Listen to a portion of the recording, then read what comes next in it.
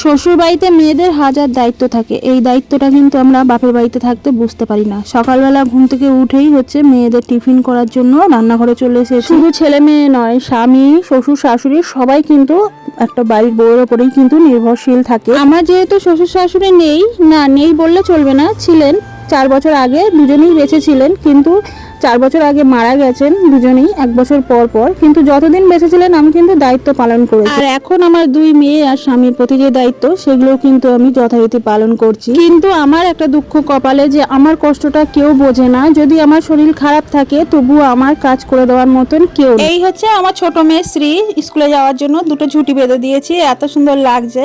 আর তারপরে স্কুলে দিয়ে আসার পরে চলে এসেছি মাংসের দোকানে, মাংস কিনে বাড়ি চলে এলাম। এসে কিন্তু ঘর বাড়ি সব পরিষ্কার করতে শুরু করে দিয়েছি। একার সংসার যেহেতু, ওই জন্য সবকিছু আমাকে একাই করতে হয়। মাঝে মাঝে একটু বিশ্রাম নিতে ইচ্ছা করে, কিন্তু সেই উপায় নেই যে একদিন আমি বিশ্রাম নেব। শুধু যেদিন বাপের বাড়িতে যাই সেদিনকেই একটুখানি বিশ্রাম নিতে পারি, কারণ মা আমাকে রান্না করে খাওয়ায়। একমাত্র পৃথিবীতে আমার মাই আছে যে আমাকে একদিন রান্না করে বসিয়ে খাওয়াতে পারে। সকালবেলা যে চাউমিনটা করেছিলাম একটুখানি থেকে গেছিলো, সেটাই একটুখানি খেয়ে নিলাম। তারপরে ঘর বাড়ি মুছে এখন আবার রান্নাঘরে ছুটবো রান্না করার জন্য। মাংস কেনার সময় পাও নিয়েছিলাম। পা খেতে আমার আর আমার ছোট মেয়ের দারুণ লাগে। মাংস আমরা একদমই খেতে পছন্দ করি না, শুধু এই পায়ের জন্যই আমরা মাংস খাই। আর একটু লেগ পিস ভালো লাগে। মুরগির ছালটাও কিন্তু দারুণ লাগে, কিন্তু সেটা সময়ের জন্য আমি নিয়ে আসি না। যখন আমার ননদ আসে তখন নিয়ে আসি, ছাড়িয়ে কিন্তু আমরা খুব কষা কষা করে খাই। এদিকে আলু কেটে নিয়েছি, আর পেঁয়াজ, আদা, রসুন, টমেটো সবই কেটে নিয়েছি মশলা করার জন্য। এই লেবুটা বাপের বাড়ি থেকে নিয়ে এসেছিলাম, মা দিয়েছিল। এত সুন্দর সেন্ট লেবুটাতে। তো 3 পিস কেটে নিয়েছি, এখান থেকে 1 পিস শরবত করব, আর এটা রেখে দিলাম পরের দিনকে ডাল দিয়ে খাবো। বাড়িতে 2টো লেবু গাছ হয়েছিল, কিন্তু একটা ছাগলে খেয়ে নিয়েছে, আর একটা ছাগলে শুধু পাতা খেয়ে চলে যায়। তবুও ঢাকাঢাকি দিয়ে রেখেছি, যদি বাঁচে তো ভালো হয়, পরে লেবু খেতে পারবো। আমাদের এখানটা পুরো একদম গ্রাম সাইডের মতন, সবাই গরু, ছাগল, মুরগি সব পোষে।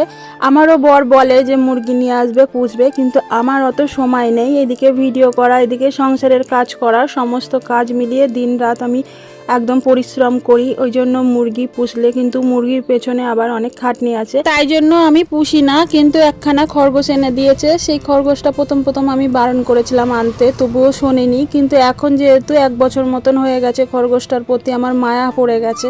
খরগোশটাকে নিয়ে আমি খুব যত্নে রাখি। কোনো জিনিস পুষলে তার প্রতি মায়া পড়ে যায়, তারপরে যদি তার কিছু হয়ে যায় তখন কিন্তু অনেকটা কষ্ট লাগে। এর আগে আমাদের একটা পাখি ছিল, কিন্তু আমার দোষেতে পাখিটা মারা গেছে, তার জন্য আমার প্রচুর কষ্ট হয়। বাপের বাড়ি গেছিলাম, পাখিটাকে বড় খাঁচার মধ্যে রেখে, কিন্তু আমাদের বাড়িতে এত ইঁদুর রয়েছে যে পাখিটাকে ঠুকরে দিয়ে মেরে ফেলেছিল। বাড়ি আসার পরে আমি আর আমার মেয়ে প্রচুর কেঁদেছিলাম। এই পাখিটার জন্য আমার বর এখনো পর্যন্ত কষ্ট পায়, আবার বলে পাখি নিয়ে আসবে, কিন্তু আমি বারণ করি যে না, আর আমি মায়া পাড়াতে চাই না। ঘরে সমস্ত কাজ হয়ে গেছে, রান্না বান্না সব হয়ে গেছে। এখন আমি সকালের বাসনগুলো সব গুছিয়ে নিচ্ছি, আর রান্নাঘরটাও মুছে নেবো। স্নান করে আবার যাব মেয়েকে আনতে স্কুলে।